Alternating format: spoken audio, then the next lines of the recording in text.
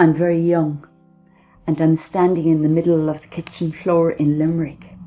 I've just started school, and I have a song to sing. I'm giving my all to it. It's on page 19 of my catechism, and Dad knows it by heart. Come on, he says, one more time. Angels we have heard on high, sweetly singing o'er the plains. We sing the chorus together. Gloria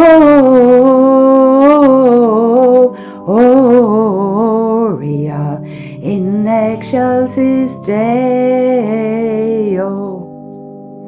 And we both laugh.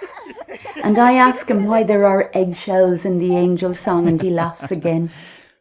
I don't ask him, though, about the angels singing so high that they can be heard over the sound of airplanes. I just think about that. As we finish singing, my mother looks up from her knitting and says, "Is that one of the carols they sing on Christmas Eve, Tom? You know, in that programme, the lesson of the 9 carols. Oh, and that reminds me," she continues, "I must buy the sugar for the icing." My mother made 2 Christmas cakes every year, and I would arrive home on foggy evenings to be met by seasonal smells coming from the kitchen. As an initiation into the queendom of culinary expertise, she would show me how to pierce the top of a rich fruitcake to see if it was cooked. She fluttered nervously with the birth of every dark cake, wondering if the fruit had sunk to the bottom and would my grandmother be disappointed. And then she would lace it with brandy that would tickle my nostrils and make me sneeze. She never iced our cake until the afternoon of Christmas Eve. This she did around the time of the carol service from St. Patrick's Cathedral in Dublin.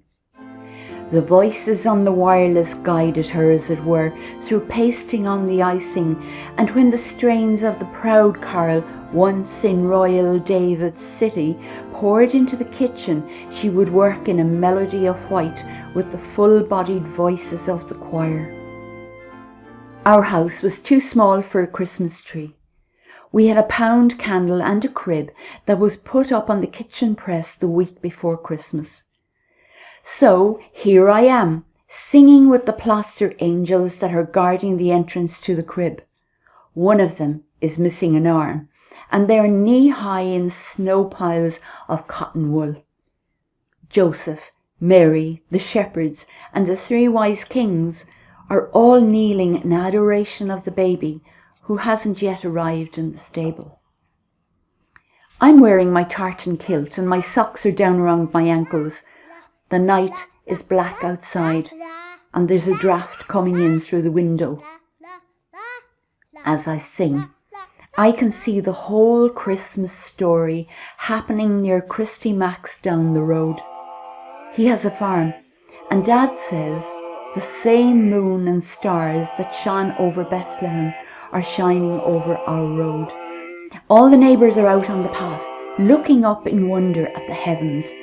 And just when the shepherds are about to hear the good news, my father says to my mother, "Do you know, Mary, angels we have heard on high, I don't think that's one of those carols.